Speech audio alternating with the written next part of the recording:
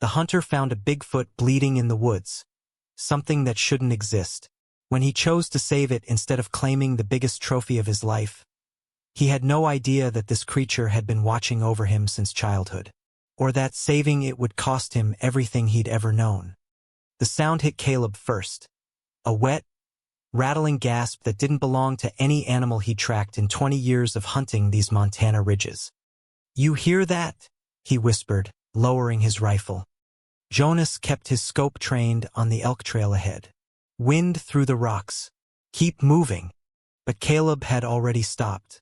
The sound came again, closer this time, carrying something that made his stomach twist. Not pain exactly, terror. "Jonas, something's wrong." His brother finally looked up, annoyance creasing his weathered face. "We've been out here 3 days for nothing. I'm not losing this elk because you're spooked by—" The scream tore through the forest. It shattered the afternoon silence like glass, sending ravens exploding from the pines in a black cloud. The sound was massive, primal, wrong in every way that mattered. Caleb's hands went cold. Beside him, Jonas had gone completely still. What the hell was that? Caleb was already moving, crashing through the underbrush toward the source. Behind him, Jonas swore and followed.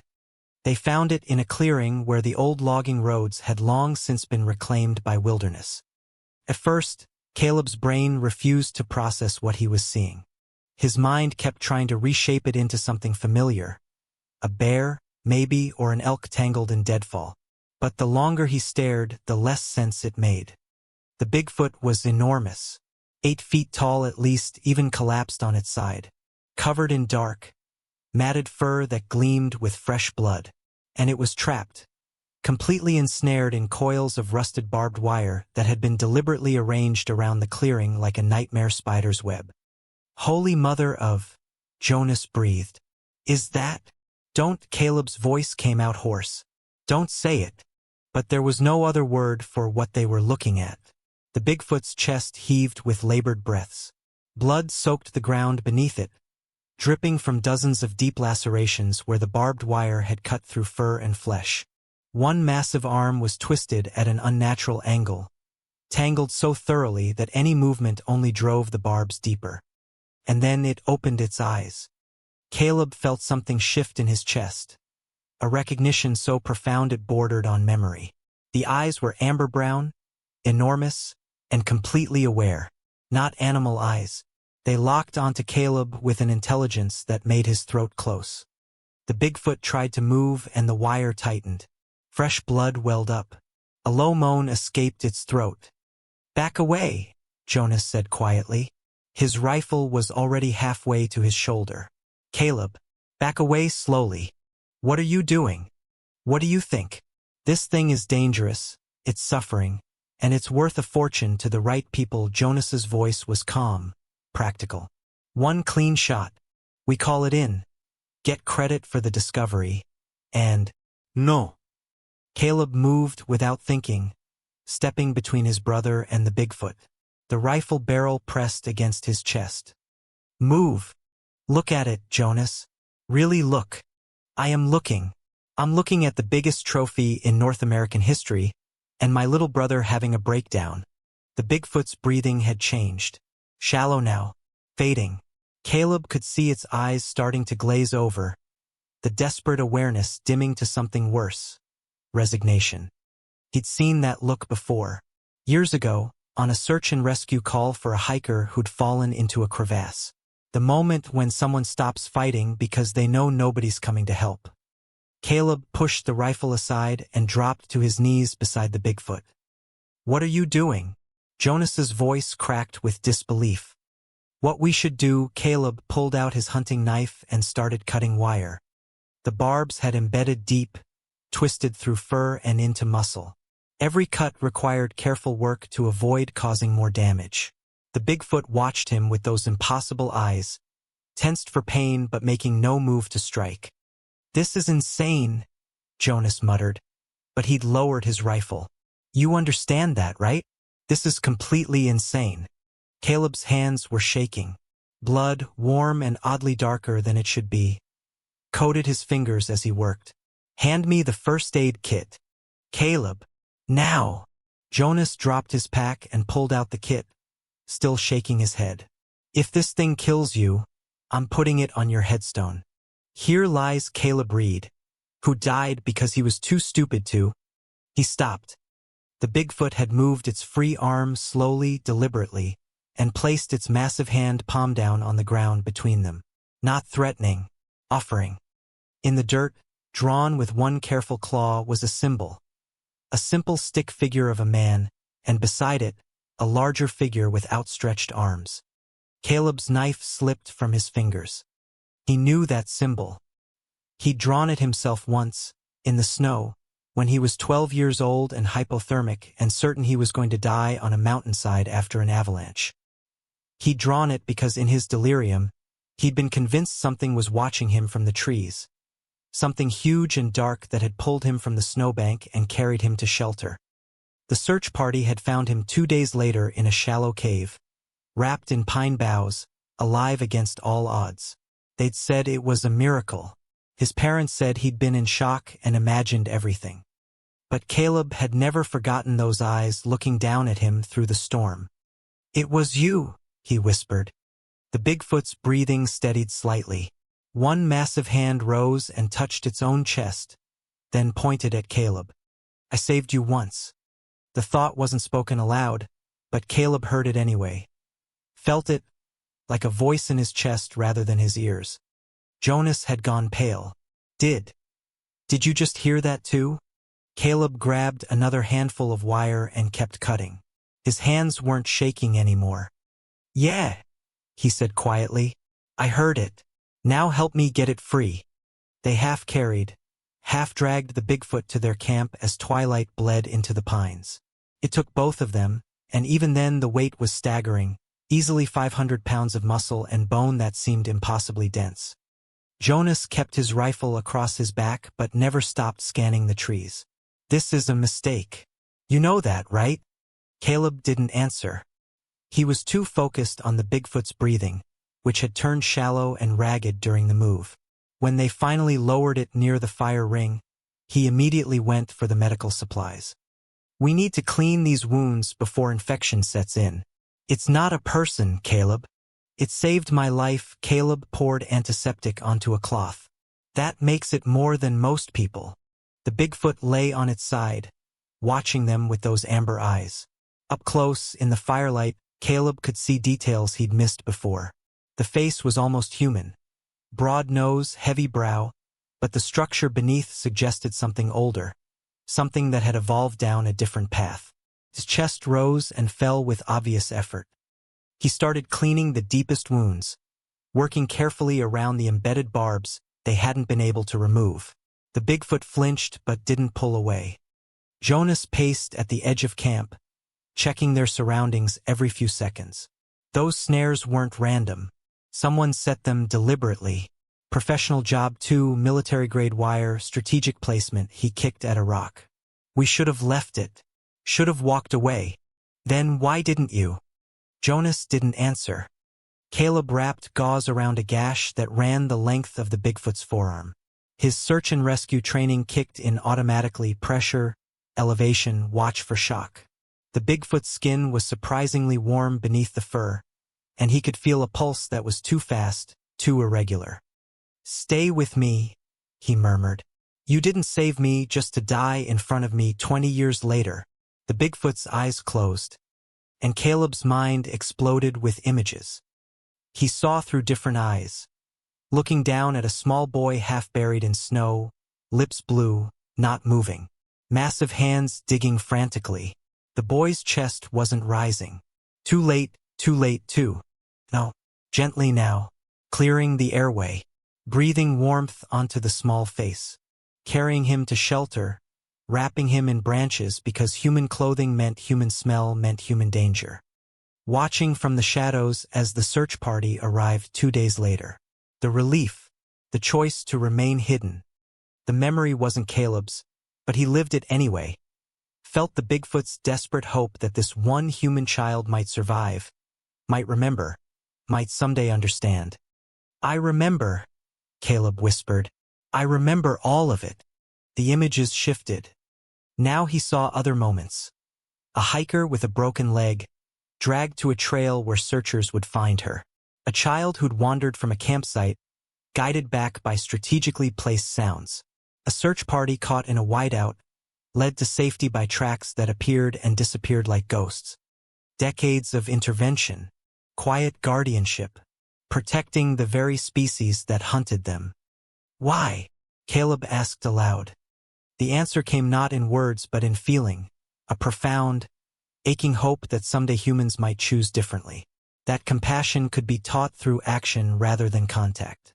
That debts of kindness might accumulate until they outweighed the violence. The Bigfoot had saved Caleb specifically because he was young enough to remember, old enough to eventually choose. A gamble placed on a 12-year-old boy that maybe, someday, he would become someone who would choose mercy over fear. Jonas's voice cut through the vision. Caleb? You okay? You've been staring at nothing for 5 minutes. Caleb blinked. His face was wet. When had he started crying? It's been watching over people for years, saving lost hikers, kids who wander off. It's been protecting us. That's insane. Is it? Caleb gestured at the Bigfoot. We found it in a trap meant for something big, something valuable. Someone knows these things exist, Jonas. Someone's hunting them for profit. All the more reason to. Gunshots cracked through the forest. Distant but distinct. 3 shots, then silence. Both brothers froze. The Bigfoot's eyes snapped open, suddenly alert. Caleb felt something brush his mind. Not images this time, but pure emotion. Fear. And beneath it, resignation. They're coming back. More gunshots. Closer now. And beneath them, the sound of engines. ATVs tearing through the backcountry where no vehicles should be. Jonas grabbed his rifle. We need to move. Now. But Caleb was already helping the Bigfoot to its feet, watching those amber eyes that held terrible knowledge. The hunters weren't coming back. They'd never left. Dawn broke cold and colorless. They'd moved twice during the night, following game trails deeper into territory Caleb barely recognized. The Bigfoot managed to walk but couldn't move fast. Every step left traces of blood on the frost-covered ground. We're leaving a trail a blind man could follow, Jonas muttered, scanning behind them for the 3rd time in 10 minutes. Caleb knew he was right. The Bigfoot's weight crushed vegetation, left deep prints in soft earth. Worse, the scent of blood would carry for miles in the thin mountain air. They emerged onto an old logging road just as the sun cleared the ridge, and found 6 men waiting. The ATVs were parked in a neat line, engines still ticking with residual heat. The men wore expensive camouflage, not hunting store gear but military surplus, tactical vests, communication headsets. 4 carried rifles with scopes worth more than Caleb's truck.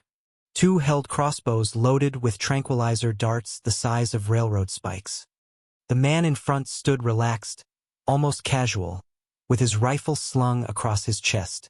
He was maybe 50, gray touching his temples, with the kind of smile that didn't reach anywhere near his eyes. Morning, gentlemen. His voice was smooth, educated. Quite a night you've had. Jonas stepped forward, positioning himself between the group and Caleb. We don't want trouble. Of course not. Nobody ever does, the man gestured at the Bigfoot behind them. But trouble seems to have found you anyway. My name's Trask. And that specimen you're protecting? It belongs to me. It doesn't belong to anyone, Caleb said. Trask's smile widened. Legally speaking, you're correct. Can't own something that doesn't officially exist, he took a step forward. But in practical terms? I've invested 6 months and considerable resources tracking this particular animal. Had it cornered twice before, once near Glacier, once up by the Canadian border. Smart for a cryptid. Adaptive. You set those snares. Guilty. Trask spread his hands. Though I'll admit, I didn't expect civilians to interfere. Most people see something like that and run the other direction. His eyes fixed on Caleb with unsettling intensity. You're either very brave or very stupid. Jonas's grip tightened on his rifle. We're leaving. You can't stop us. Actually, I can. But I'd rather not. Trask nodded to one of his men, who produced a satellite phone and a thick envelope. Let me make you an offer instead. $20,000, cash. Split it however you want. All you have to do is walk away. Back to your truck, back to your lives, and forget everything you've seen. And if we don't, Trask's smile finally faded. Then you become complications. And I don't leave complications in my wake. He gestured at the forest around them. You're 3 days from the nearest road. Your emergency beacon is in your truck, which is currently 15 miles north. Cell service is non-existent. If something unfortunate were to happen out here, animal attack, equipment failure, simple exposure, well, the wilderness can be unpredictable. Caleb felt the Bigfoot tense behind him. A low vibration ran through the air. Not quite a growl, but a warning that made his teeth ache. Jonas was calculating. Caleb could see it in his brother's face. The same expression he'd worn when their father died and left them with a failing ranch. The practical assessment of impossible odds, the weighing of survival against principle. Make it 40,000, Jonas said quietly. Jonas! Shut up, Caleb. Jonas didn't look at him. 40,000. We walk away, you get your specimen, everybody lives. Deal? Trask considered this. Deal? He motioned to the man with the envelope. No, Caleb moved in front of the Bigfoot. This thing saved my life. I'm not selling it to die in some collector's cage. Caleb, be smart for once in your... It's not happening. For a moment, nobody moved. Trask's men shifted their weight, fingers drifting toward triggers. The Bigfoot's breathing had gone silent, that terrible stillness of a predator deciding whether to fight or flee. Then Trask laughed. A genuine sound, almost delighted. Well, isn't that something? He lowered his rifle completely. You know what? I respect that. Stupid, suicidal, but genuinely admirable. His expression went cold. Which makes what happens next unfortunate but necessary. He raised his hand. His men moved with practiced efficiency. 2 shots shattered the morning silence. Not aimed at people but at equipment. Caleb's pack exploded in a spray of fabric and crushed electronics. Jonas's satellite phone spun away in pieces. You want to play hero? Trask said. Fine. But you'll do it without gear, without communication, and with my people on your trail. He climbed onto his ATV. See you soon, gentlemen. And Caleb? That thing you're protecting? It won't thank you for dying beside it. The engines roared to life, kicking up dust and gravel as they tore back into the forest, leaving them stranded, exposed, and hunted. They moved south, staying off the logging roads and following the dense tree line where the Bigfoot's bulk would be harder to track from a distance. Jonas hadn't spoken since the confrontation, just kept checking behind them every few minutes, jaw clenched tight. Caleb's mind raced through options. Without their gear, they had maybe 2 days before dehydration became critical. The Bigfoot was getting weaker. He could see it in the way it stumbled, the labored breathing, the fresh blood seeping through the makeshift bandages. There's a cave system, Caleb said suddenly, about 3 miles east. I mapped it during a search and rescue training exercise 5 years ago. Limestone formations, multiple chambers. We could hide there, regroup. Hide. Jonas finally looked at him. For how long, Caleb? They've got ATVs, drones, probably thermal imaging. We're on foot with a bleeding cryptid that leaves tracks like a bulldozer. You should have taken the money. Yeah. Jonas's voice cracked. And lived with what exactly? Knowing I sold out my brother? That thing saved your life. You think I don't remember how Dad and I thought we'd lost you that winter? How Mom cried for 3 days straight. He kicked a fallen branch. I'm an ass, not a monster. The Bigfoot made a low sound, almost like a rumble of approval. They found the cave entrance just after noon, hidden behind a curtain of overgrown brush and fallen timber. The opening was narrow but widened into a larger passage beyond. Caleb squeezed through first, then helped guide the Bigfoot's bulk through the gap. Jonas came last, already pulling branches across the entrance to conceal their entry. Inside, the temperature dropped 20 degrees. Darkness swallowed them until Caleb's eyes adjusted to the thin light filtering through cracks in the rock above. The passage opened into a larger chamber, and Caleb stopped so abruptly that Jonas nearly collided with him. "Holy hell," Jonas breathed. The walls were covered in markings. Not random scratches or mineral deposits. Deliberate art, carved deep into the limestone and stained with something dark and organic that had survived decades, maybe centuries. Silhouettes of massive figures, some standing upright, others in motion, all clearly the same species as the Bigfoot behind them. Caleb moved closer, running his fingers over one carving. It showed a group of the Bigfoots forming a circle around smaller figures, humans, he realized, but not attacking, protecting. Another section showed a migration, dozens of figures moving through mountain passes. A third depicted what looked like a battle, the Bigfoots defending a cave entrance against armed humans with primitive weapons. "It's a history," Caleb whispered. "Their history." The Bigfoot moved past them, its massive frame casting shadows across the ancient record. It stopped at a particular carving, one that showed a single figure standing between two worlds, one filled with humans, the other with its own kind. The figure's arms were outstretched, reaching toward both. The Bigfoot touched the carving with something like reverence. Then it turned to face them, and Caleb felt that presence in his mind again, but stronger now, more focused.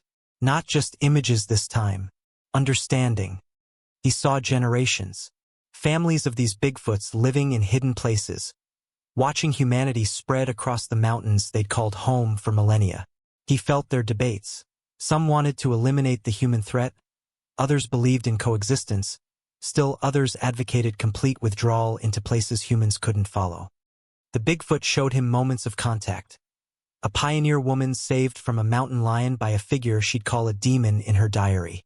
A native hunting party that shared their fire with the old ones and kept the secret. A Depression-era ranger who found a lost child returned to a trailhead by massive hands. Every generation they tested humanity, saved lives, watched to see if kindness would be returned or met with bullets and chains. Most times it was bullets. "You've been trying to teach us?" Caleb said aloud, understanding flooding through him. "Showing us what we could be if we chose differently." The Bigfoot nodded slowly. Jonas sank against the wall, staring at the carvings. "This is insane. All of it. These things, you have been out here the whole time, just watching, helping."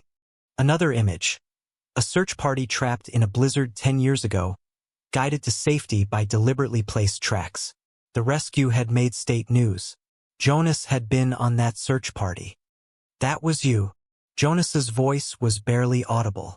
"We thought we'd gotten lucky with the weather break. But you." The Bigfoot's expression was impossible to read, but Caleb felt the emotion behind it. Not pride, hope, the desperate gamble that maybe this time, these humans would understand. A mechanical whine echoed from somewhere outside, distant but growing closer. Drones. Jonas was on his feet instantly. "They found us. We need to go deeper now." But the Bigfoot had frozen, its eyes locked on the cave entrance. And in Caleb's mind, one clear thought rang out. They always find us. They retreated deeper into the cave system, following passages that twisted through the limestone like fossilized veins. The drone sounds faded, but Caleb knew it was temporary. Trask wouldn't give up, not with this much at stake. The Bigfoot led them now, moving with sudden purpose despite its injuries. It knew these caves, had been here before, maybe many times. The passages opened into a chamber where an underground stream trickled through the darkness, and finally the Bigfoot stopped. It lowered itself to the ground with obvious relief, its massive chest heaving. In the dim light filtering from somewhere above, Caleb could see how much blood it had lost. The bandages were soaked through.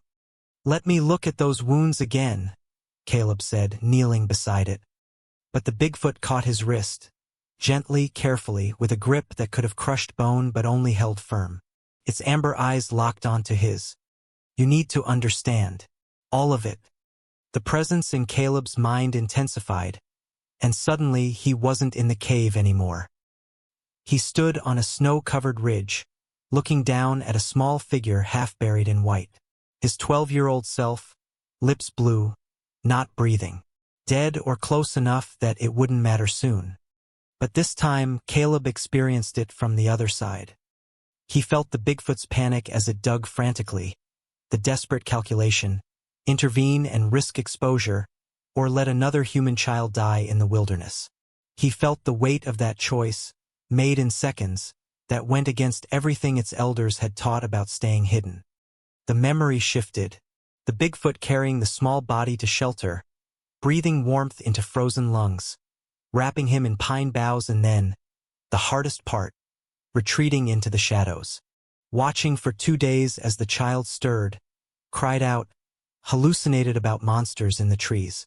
Watching as the search party arrived, as the humans celebrated the miracle. As they took the boy away. I didn't choose you randomly, the thought came clear and strong. I chose you because you were young enough to remember but old enough to eventually understand. Because you were training to be someone who saves people, search and rescue. Someone who might choose compassion over fear. It was a gamble, Caleb whispered. Everything is a gamble with your kind. New images flooded his consciousness. He saw the Bigfoot's father killed by poachers 30 years ago, body hauled away on trucks while its family watched from the cliffs. He saw its mate caught in logging equipment, crushed because she'd been trying to free trapped deer. He saw younglings shot at by drunk hunters who thought they were bears, learned to hide before they could walk, taught that humans were death in clever skins. And yet, he saw the Bigfoot's mother pulling a hiker from a crevasse in 1987. Saw its cousin guiding a lost boy back to his campsite by making sounds the child would follow.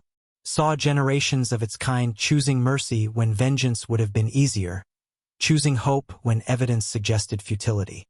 We are dying, the Bigfoot's thought was heavy with sorrow. Not from your bullets alone but from despair. My people debate whether your species can change, whether compassion is possible, or if we should disappear into the deep places and let you inherit a world without wonder. What do you believe? Caleb asked. The Bigfoot's hand moved to its own chest, then to Caleb's. I believed one boy might grow into a man who would choose differently, that debt and gratitude might outweigh fear, that maybe, if I saved your life, you would one day save ours. Jonas had been listening silently. Now he spoke, his voice rough. That's a hell of a lot of faith to put in one person. Your species conquered this world with faith in ideas that didn't exist yet. Gods you couldn't see. Futures you couldn't guarantee. Countries that were just lines on paper. The Bigfoot's eyes moved between them. We learned hope from watching you. The question is whether we were fools to do so. Caleb felt tears on his face again. I don't know if I can save you. I don't know if anyone can. But you're trying. That matters more than you understand. A sharp crack echoed through the cave system. Not a gunshot, but something worse. The sound of stone breaking, of passages being forced open with tools or explosives. Jonas grabbed his rifle. They're coming in after us. Multiple entry points by the sound of it. He looked at Caleb, then at the Bigfoot. We can't fight them. Not here. Not like this. The Bigfoot struggled to its feet, swaying but determined. In Caleb's mind, a new image formed. A high ridge 2 miles north, a place of ancient stones where the air itself felt thin and strange. There is one path left, one place they cannot follow. What place? Jonas demanded. The Bigfoot's eyes held secrets older than the mountains themselves. Where my kind go when your world becomes impossible. Where the debt between us will finally be paid. They heard Trask's voice echoing through the cave passages before dawn, amplified by a bullhorn, bouncing off limestone walls until it seemed to come from everywhere at once. You've got nowhere left to run, gentlemen. We've sealed 4 exits and have thermal imaging on the rest. Come out now, and I promise you'll walk away from this. Jonas checked his rifle, 12 rounds left. He's lying. I know. Caleb helped the Bigfoot to its feet. It was weaker now, moving with obvious pain despite the rest. How far to this ridge? The Bigfoot pointed upward. Through a narrow crack in the chamber ceiling, Caleb could see gray sky, a vertical climb through a natural chimney, then open ground for maybe half a mile before reaching the ridge. "We'll be exposed," Jonas said. "They'll pick us off the second we break cover. There is no other way." "Then we move fast." Caleb slung what remained of their gear across his back. "I'll help it climb. You cover our exit." Jonas grabbed his arm. "Caleb, listen to me. You get it to that ridge, whatever's up there. I'll buy you time. We go together." "No," Jonas's voice was firm, final. "Look at it. That thing can barely walk. You'll need both hands to get it up that chimney, and someone needs to keep Trask's people back long enough for you to reach cover." He pressed 3 extra magazines into Caleb's hands.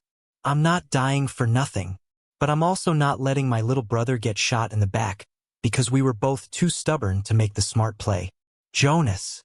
Footsteps echoed from multiple passages. Flashlight beams cut through the darkness. They were out of time. Jonas shoved him toward the chimney. "Go. Now!" The climb was a nightmare. The crack was barely wide enough for the Bigfoot's bulk, and every movement opened its wounds further. Caleb climbed beside it, bracing his back against one wall and pushing with his legs, helping lever the massive body upward inch by agonizing inch. Below, gunfire erupted. Jonas's rifle cracked 3 times in quick succession, followed by shouts and return fire. The muzzle flashes lit up the chamber like lightning. Caleb forced himself to keep climbing, keep moving, even as his brother's voice rang out. "That's right, you bastards. Come this way. Forget about them." They broke through the surface into cold morning air. Caleb hauled himself out, then reached back to pull the Bigfoot through. His breathing was ragged, desperate. Blood stained the rocks. The ridge was visible across an open meadow, a line of standing stones that looked almost deliberate, ancient, wrong for the landscape. More gunfire from below. Jonas was firing in controlled bursts now, making every shot count, drawing all of Trask's attention. "Move!" Caleb urged the Bigfoot forward. They made it 50 yards before the drones found them. 2 of them, maybe 3, hovering like mechanical wasps. Red targeting lasers painted lines across the frost. Caleb heard the distinctive snap of tranquilizer rifles firing. The first dart hit the Bigfoot in the shoulder. He stumbled but kept moving. The second caught Caleb in the thigh. His leg went numb instantly, buckling beneath him. The world tilted, colors bleeding together. He tried to stand, but his body wouldn't respond properly. The tranquilizer wasn't enough to drop him completely, but it was close. The Bigfoot turned back, amber eyes wide with something like grief. "Go," Caleb managed to say. "Get to the ridge. I'll catch up." But they both knew he wouldn't. A massive hand closed around his jacket, hauling him up. The Bigfoot threw Caleb over its shoulder like he weighed nothing and lurched forward, moving faster now despite the darts, despite the wounds, despite everything. The drones followed, more darts whipping past them. Trask's men were emerging from the cave entrance, spreading out across the meadow. Then Jonas burst from the opening, rifle blazing. He fired at the drones first, 2 shots, 2 machines spinning down in pieces. Then he turned toward Trask's advancing line and opened up, forcing them to scatter for cover. "Run!" he screamed. Caleb watched over the Bigfoot's shoulder as Jonas stood in the open meadow, firing and reloading with practiced precision. Watched as Trask's men returned fire. Watched as his brother's body jerked once, twice, and then he was falling. "Jonas!" The Bigfoot didn't stop. Couldn't stop. It crashed through the final stretch of forest and staggered into the circle of standing stones as gunfire tore up the ground behind them. Jonas lay motionless in the meadow, his rifle beside him, buying them time with the last thing he had left to give. Caleb screamed his brother's name until the tranquilizer finally pulled him under into darkness. Caleb woke to the sound of silence. Not the quiet of an empty forest, but something deeper. An absence of sound so complete it felt like pressure against his eardrums. His leg throbbed where the tranquilizer dart had hit, and his throat was raw from screaming. "Jonas!" The memory crashed over him. his brother falling, body crumpling in the meadow while Caleb could do nothing but watch. He tried to stand, but his legs wouldn't cooperate yet. The drugs were still in his system. "Jonas," he croaked, "we have to go back." A massive hand pressed gently against his chest. The Bigfoot knelt beside him, its amber eyes radiating something between sorrow and urgency. "He chose this. Honor it. He's dying out there. He already died. Saving you. Saving us both." Caleb's vision blurred with tears. Around them, the standing stones rose like ancient sentinels, 12 feet tall and covered in the same carved symbols they'd seen in the cave. But these were older, weathered by centuries of wind and rain until they were barely legible. The Bigfoot moved to the center of the circle, swaying with exhaustion and blood loss.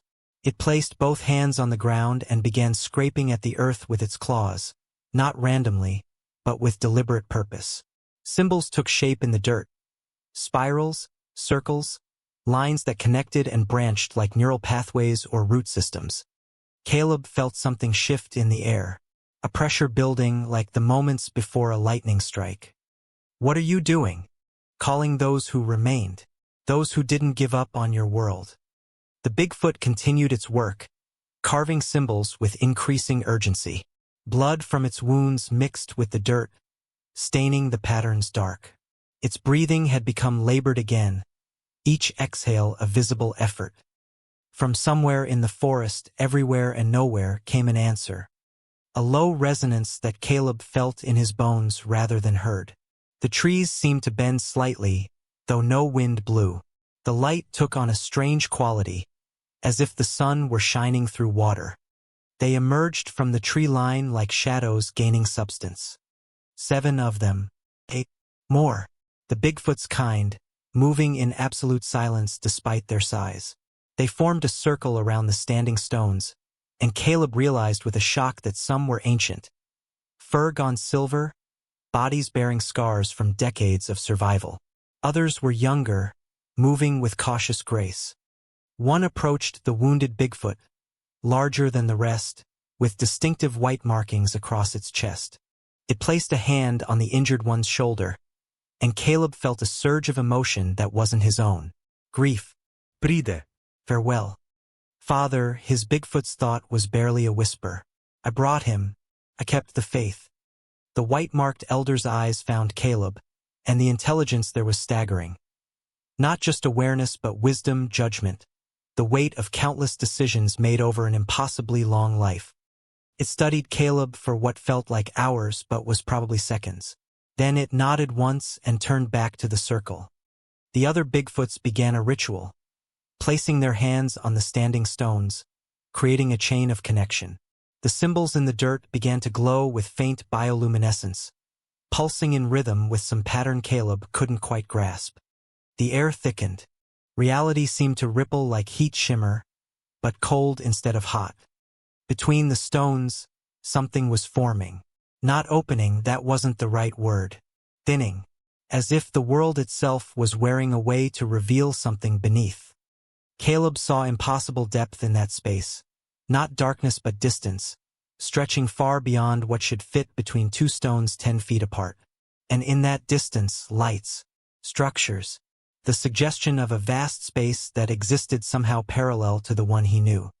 This is where we go. His Bigfoot's voice in his mind was weak now. When your world becomes too small for both our kinds. The deep places, the old roads, where your ancestors once walked beside ours, before fear made walls between us. I don't understand. You weren't meant to. Not yet. The Bigfoot placed its massive hand over Caleb's heart. But you chose compassion over fear, sacrifice over safety. You are the proof I needed, the answer to my gamble. What gamble? That one human, given a reason to care, could become a bridge between worlds. The elder Bigfoot made a sound, part growl, part something musical. The others responded in kind, their voices creating harmonics that made Caleb's teeth ache and his eyes water. The Bigfoot looked at him one final time. The debt is paid, but the choice is yours. Return to your world and carry our story. or step through and see what we have protected, what you could help us preserve. Behind them, Caleb heard engines, shouts. Trask's people had found the ridge. The portal shimmered, waiting. And Caleb understood. Some choices define everything that comes after. Caleb looked back toward the meadow one last time. He couldn't see Jonas's body from here, but he knew it was there. His brother, who'd complained about every decision Caleb made but followed him anyway. Who'd chosen bullets over money and sacrifice over survival. He understood. The Bigfoot's voice was fading. At the end, he understood what mattered. Trask's shouts grew closer. Seal the perimeter. Don't let them reach the stones. The portal shimmered between the standing stones. Not an opening but a threshold. A place where one world pressed so close to another that the boundary wore thin. Through it, Caleb glimpsed caverns that stretched impossibly deep, lit by some source that wasn't fire or electricity but something older. He saw structures that might have been buildings or might have been natural formations shaped by centuries of habitation. He saw others, not just the Bigfoot's kind, but things he had no names for. A hidden world, vast and ancient, existing in the spaces humanity had forgotten to look. The elder Bigfoot stepped toward the portal, followed by two others. They turned back, waiting. His Bigfoot, the one who'd saved him twice now, placed something in Caleb's hand. A stone, smooth and dark, carved with a single symbol. The figure standing between two worlds, arms outstretched. Whatever you choose, you carry our truth now. That we exist.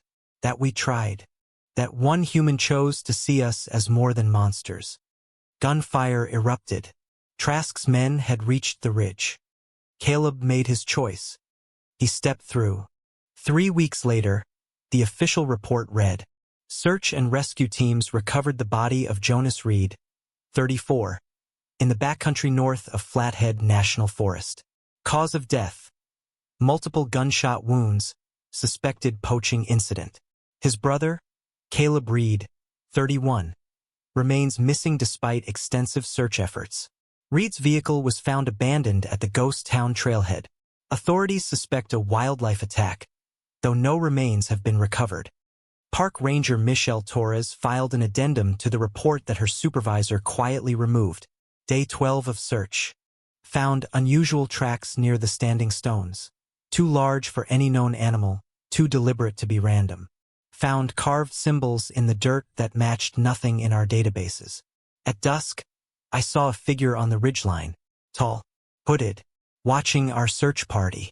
When I called out, it turned and walked into the tree line. I followed for a quarter mile before losing the trail.